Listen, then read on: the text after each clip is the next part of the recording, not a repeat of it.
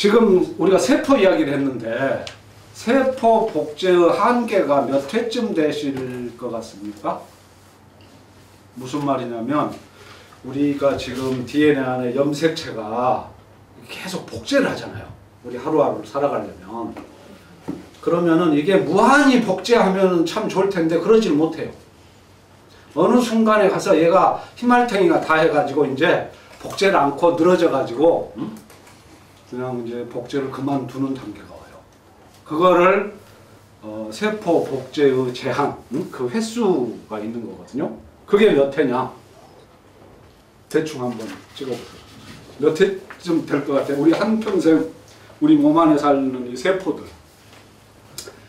약 5, 60회.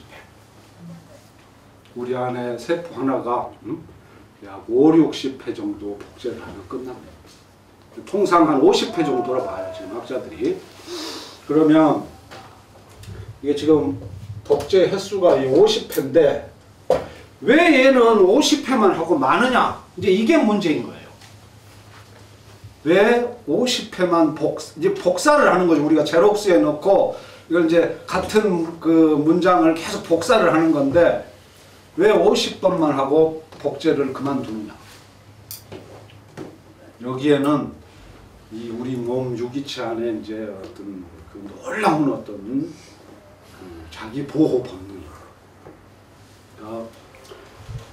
복사를 하면 이 DNA가요 1mm씩 손상이 돼. 매일 복제를 할 때마다 뭐든지 무슨 물건을 쓰면 마모가 오지 않겠어요? 아무리 조물주께서 우리를 만들어 주셨지만 이것도 마모가 옵니다. 우리 DNA 염색체가. 그래서 이게 조금씩 마모가 되니까 어느 순간에 그 마모가 되고 나면은 이제 내 몸에 딴 그 종자가 다른 것처럼 형태가 변하는 DNA가 나타날 거 아니에요. 그러면 몸으로서는 큰 문제가 생기는 거죠. 그래서 몸이 아주 영리하게 염색체 끝에다가 이걸 염색체라고 쳐봐요. 요 끝에 뭔가를 달아놨어. 이게 끝에 달려있다고 해서 이거를 텔로미어라고 해요. 텔로미어.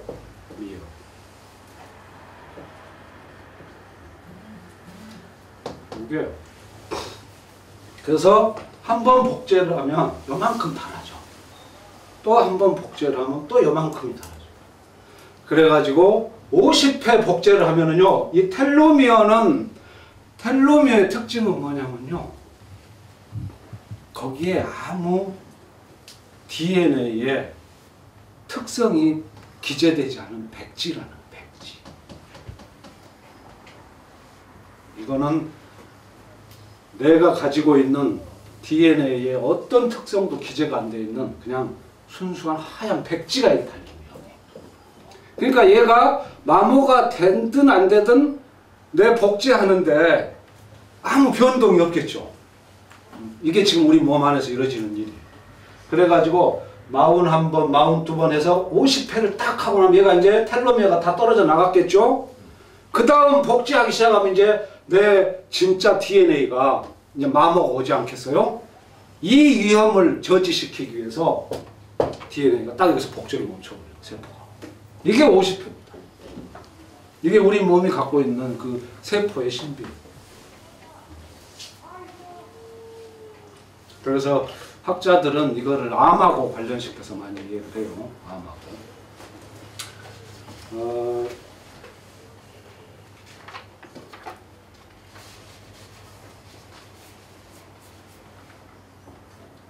그러니까 이 기능 자체가 스스로 몸이 스스로를 보호하는 기전이 이렇게 발달을 한 건데, 이 세포 복제의 이 한계, 이것을 뚫고 올라오는 세포 복제의 한계에 갇히지 않는 불멸의 존재가 우리 몸 안에 두 가지가 있어요. 이제 이게 중요한 거예요. 우리 오늘 공부에서. 요게 뭐죠? 첫 번째, 이게 암이죠. 암세포는요, 50회 이 제한 횟수를 지키지 않습니다. 얘는 60도 좋고 70도 좋고 100도 좋아요. 무한증식, 이상증식, 무한분열. 얘는 뭐 어마어마하게 힘이 좋은 놈이고 머리가 좋은 놈. 첫 번째가 이게 암세포. 그 다음에 이놈이 그러니까 가장 나쁜 놈이지. 이놈이 나쁜 놈, 좋은 놈, 이상한 놈 중에 이놈이 가장 나쁜 놈이지. 무한분열, 무한증식. 그 다음에 또 하나가 있는데 진짜 이게 착한 놈이 있어요. 정말 착한 놈. 백혈구보다 좀 더 쓰셔봐. 뭐가 있을까요? 한번 생각해요. 우리 강의의 이제 초점이 일로 가는 거예요. 이제.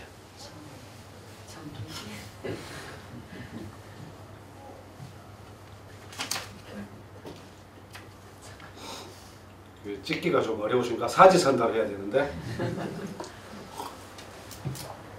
이게 바로 줄기세포. 줄기세포는 이 복제의 제한을 깨부셔버리고 거꾸로 가. 분열하는 게 아니라 통합돼 가지고요. 지 왔던 그 근원의 자리로 거슬러 가. 그러니까 이 줄기세포 이게 그래서 이게 아주 그 교통사고 뭐 낙마한 사람들이 황우석이를 그렇게 하느님 모시듯 기다리다가 망해버린 거 아니에요. 이거만 오면은 그러니까 우리 세포라는 거는 피부세포는 토로 피부세포가 되고 간세포는 토로 간세포만 되고 안구세포는 안구세포만 되는 거잖아요 지금. 근데 줄기세포는 그게 아니야. 한 놈이 가가지고 저 안에서부터 분열되기 그 전전 단계에 거슬러 가가지고 뭐든지 다 될 수 있어. 이 두 개, 얘네 둘이 지금 이 세포의 기본 운명을 거스리는 무한 불멸의 존재죠.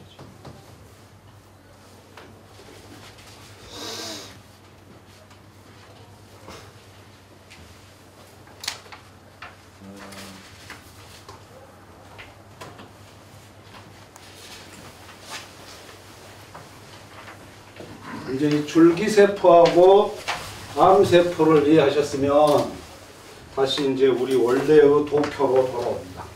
우리 원래의 도표가 뭐죠? 여기서 이제 눈치 빠르신 분들은 다음 잡으셨을 거예요. 분열이 아니라 역분화로, 분화가 아니라 통합으로 돌아오는 이 기본 구도가 이게 우주 창생의 원리하고 똑같은 거예요.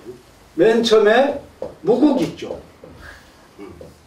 여기서부터 시작하는 거예요. 다시 무국이 태극이 되고 태극이 음양이기가 되고 이게 오행이 돼서 이게 만물이 나왔잖아요. 이 무국 이게 뭡니까? 이게 에너지의 상태지. 이게 에너지의 상태. 이게 장자에 보면은 이걸 뭐라 그러냐면 물지초라고 해요. 물지초. 사물이 생겨나는 최초 단계. 물지초.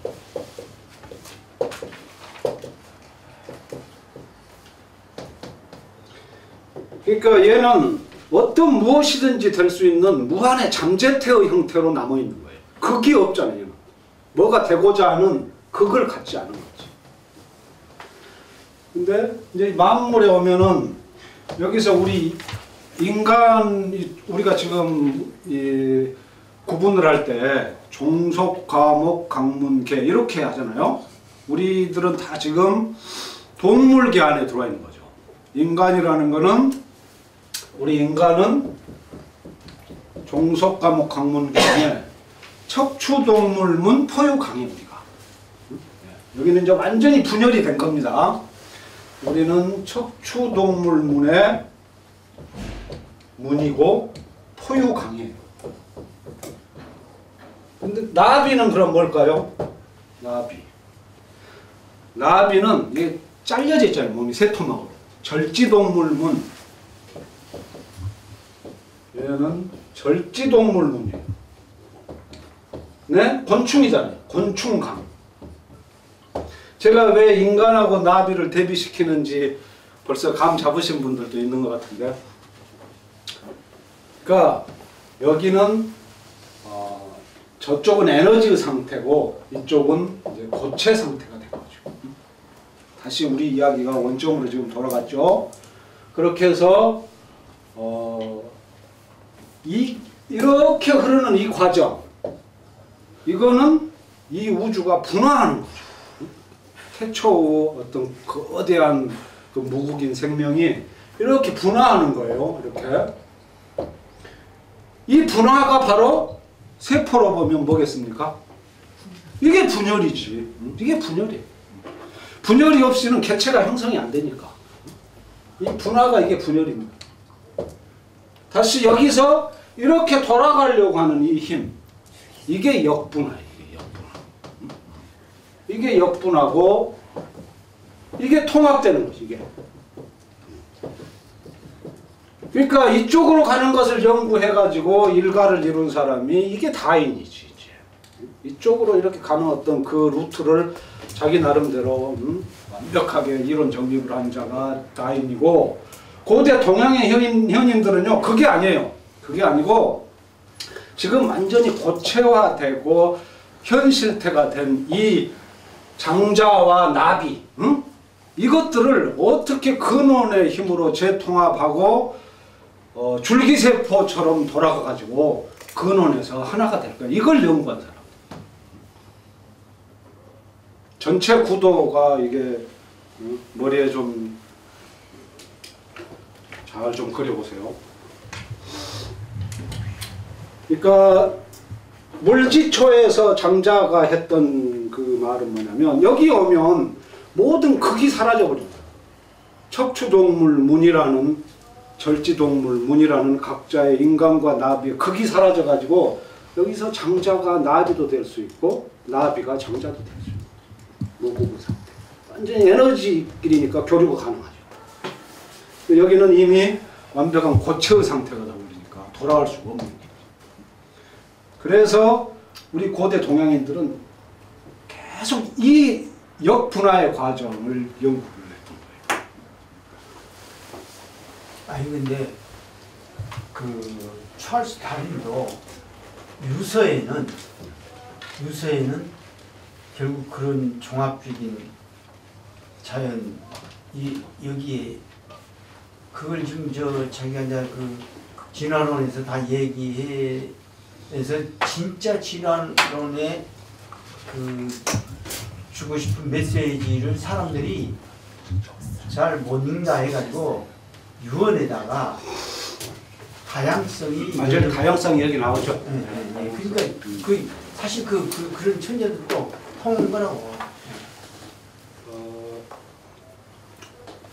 이제 분열이 있고, 이 우주를 크게 봐보세요. 분열이 있고 통합이 있습니다. 역분화, 분열이 있고 역분화가 있는데, 이 분열에 두 가지가 있어요. 몸은 세포 분열을 하는 거죠. 몸이라는 거는 세포 분열을 하는 거고, 마음이라는 거는 정신 분열을 하는 거예요. 정신. 이 정신 분열이 너무 과하면 이게 광인이 되는 거죠. 정신 분열이죠. 광인이 되는 거고, 세포 분열이 너무 과하면 이게 암세포가 돼요. 맥락이 같은 거예요. 이 분열의 정도. 그러니까 이 암세포라는 거는 이놈은 세포로 치면 미친 세포지. 이 아래 이 사람이 미친 사람인 것처럼 이게 암세포. 그래서 과도한 분열, 여기에 문제가 있다는 거죠.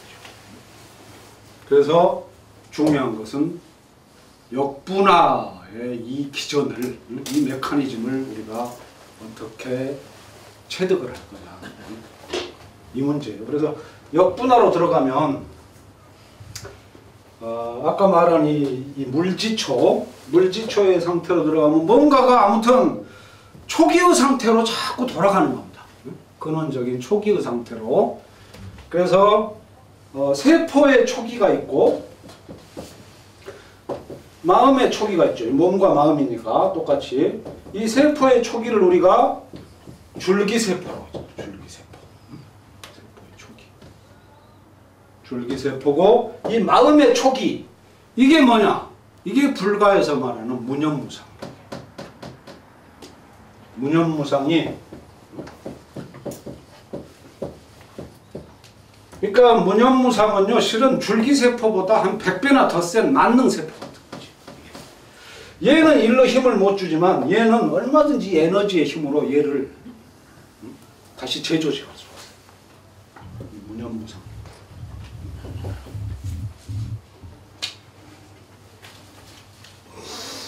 그래서 이 줄기세포로 가는 거 이게 지금 장생불사의 길을 우리가 찾는 우리 공부잖아요.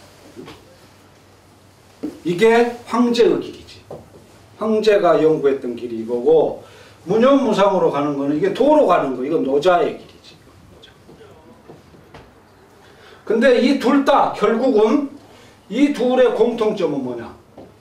이거는 경계가 사라진다는 거예요. 너와 나의 경계가 사라지고 포유동물과 절지동물의 경계가 사라지고 장자와 나비의 경계가 사라지는 무경계의 단계다. 이게 핵심 무경계. 근데 이 무경계가 가장 중요한.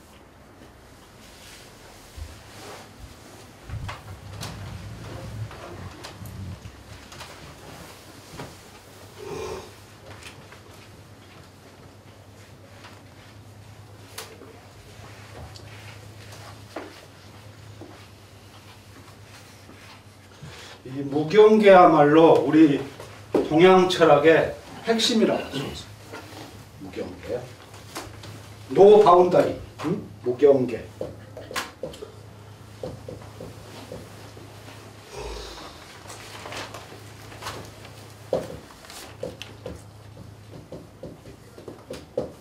무경계. 이게 동양 철학의 핵심이에요. 우리가 너와 나의 모든 그 가로막은 아와 피아의 그 벽이 사라진 이 무경계, 노 바운더리의 이 경지, 이게 고대 동양인들의 이 동양 철학의 핵심인데, 제가 그동안 뭐 한 20년 넘게 동서양 철학을 쭉 섭렵하면서 이걸 봤더니요, 서양 철학자 중에는 어떤 누구도 이 무경계와 같은 높고 거대한 세계에 도달하려고 했던 포부를 가진 사람이 아무도 없어요. 심지어는 서양 철학의 시조라고 하는 플라톤조차도 이데아론에 만족했던 사람이에요. 이데아론이라는 것은 어떤 개체가 영구불변한 개체가 영원히 되돌아올 수 있는 어떤 그런 개체지향적인 사고를 가진 거거든요. 이데아론 뭐 들어보셨는지는 모르겠지만 소의 이데아가 있으면은 계속 그 이데아를 타고 소라는 개체가 영원히 지속되는 이런 사유가 이데아론. 소의 이데아, 나비의 이데아, 책상의 이데아. 그리고 이 개념을 넘겨받은 칸트의 사상이 이게 물 자체의 사상이잖아요. 물 자체. 소 자체. 책상 자체, 나비 자체, 완전히 그 자체로서 부동하는 어떤 그런 거. 이게 개체의 벽에 갇혀입니다. 근데 우리 동양 철학은 처음부터 이런 사고 방식을 완전히 뛰어넘는 거죠. 그래서 무경계에 도달하는 이 거대한 세계의 장을 처음 열었던 게 이제 그게 노자입니다. 무경계를 떠올리게 하는 노자의 한마디 말이 제1장의 노자 도덕경 제1장에 있어요. 뭐죠? 모든 경계를 없애고 뭔가 점점 어두워지는 세계 속에서 하나가 되는 노자 철학이잖아요. 그게 현지우연이지. 이 무경계. 이게 노자가 한 이 개념이 이게 현지우현의 경계를 가지고 있으면 서로 편해요. 네가 있고 내가 있으니까 뚜렷하죠. 밝아 세상이. 아군과 적군이 딱 갈라지니까 일면 밝은 면이 있고 세상 살아가는데 도움이 되는 것 같아요. 근데 노자 철학은 그걸 넘어서서 영원한 하나의 어떤 경계가 사라지는 이론적인 세계. 무경계로 가기 위해서는 내 자아의 벽을 깨야 되지 않겠어요? 그 말을 이렇게 합니다. 어두워지고 또 어두워지는 거죠. 현지. 어둡고 또 어두우면 중묘지문. 그때 비로소 모든 위대한 신비의 문이 이 문이 열린다.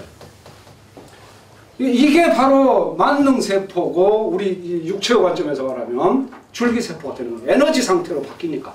나라는 경계를 뛰어넘었을 때 치유가 오는 거예요. 우리가 욕심이라는 건 뭐예요? 항상 자아에 대한 관심이잖아요. 항상 붙들려고 하는 거. 나를 놓치지 않으려고 하는 거. 이제 그런 것들이 우리한테 병을 부르는 건데 이게 너자가 했던 이야기고 이게 이제 아까 장자가 낸 이야기한 장자가 곧 나비고 나비가 곧 장자가 되는 거대한 무경기로세요. 이거를 장자가 뭐라 그러냐? 이걸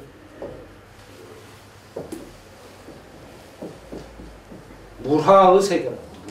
이게 이제 우리식으로 지금 번역을 한다면은 물 변화라고 그러겠죠. 물이 이렇게 경계 없이 변할 수 있는 물화의 세계. 이게 제가 장자 제 1권에서도 그 칸트하고 대비되게 좀 할애를 해서 썼지만 이 물 변화 이것이야말로 칸트가 말하는 물 자체의 철학하고 완전히 180도 다른 우리 동양 철학의 어떤 진수거든. 이랬기 때문에 동양 철학이 어떤 초월적인 거대한 세계를 포함할 수가 있었던 것이고, 그래서 제가 그렇게 철학들을 동서양을 섭렵하다 내린 결론은 앞으로 우리 세계는 이제 이거를 구원할 거는 동양 철학밖에는 없다. 서양 철학은 이미 20세기 초에 뭐 어떤 벽에 다다랐던 그런 것처럼 이제 더 이상 그쪽에서는 위대한 통찰이 나오기는 어렵다. 동양 철학 이 안에 생명이 있다. 저는 이렇게 보고 그래서 제가 동양 철학을 강의를 하는 것이죠. 이 관념이 지금 우리 전체 암에 대한 논의를 하다가 지금 여기까지 온 겁니다.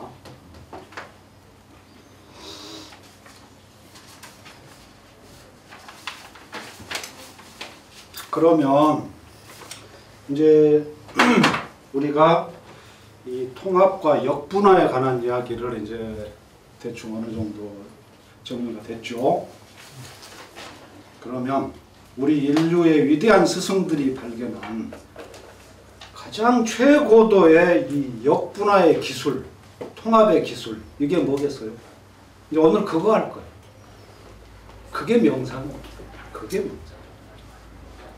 근데 우리 이야기가 지금 완전히 한 바퀴 핑 돌아가지고 다시 원점으로 온 거예요. 그러니까 명상을 무슨 뚱그름 잡는 식으로 뭐 가부좌 틀고 앉아서 멍 때리고 있는 걸로 그렇게 생각하면 안 돼요. 명상 안에는 명백한 원리들이 들어있어요. 그거를 우리가 정리를 하고 전번에도 조금씩은 뭐 맛을 한 번씩 봤지만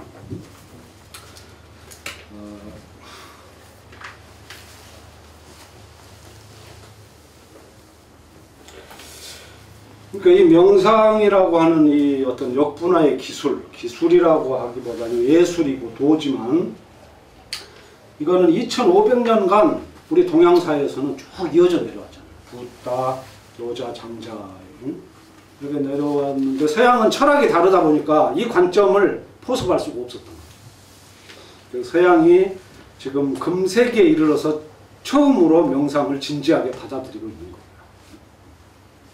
그런 어떤 상태가 있고, 다만 우리가 이제 명상을 이해할 때 이거를 무슨 특별한 어떤 독특한 사물로 이해하시면 안 돼요.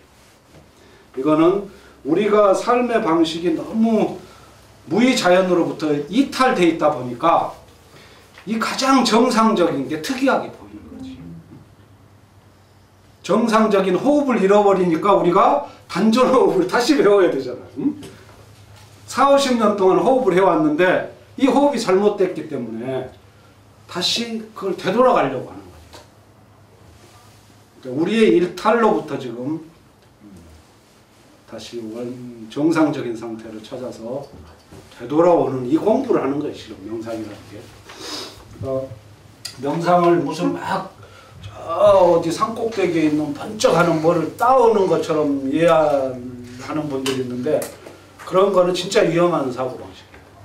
그런 거는 좋은 방식도 아니고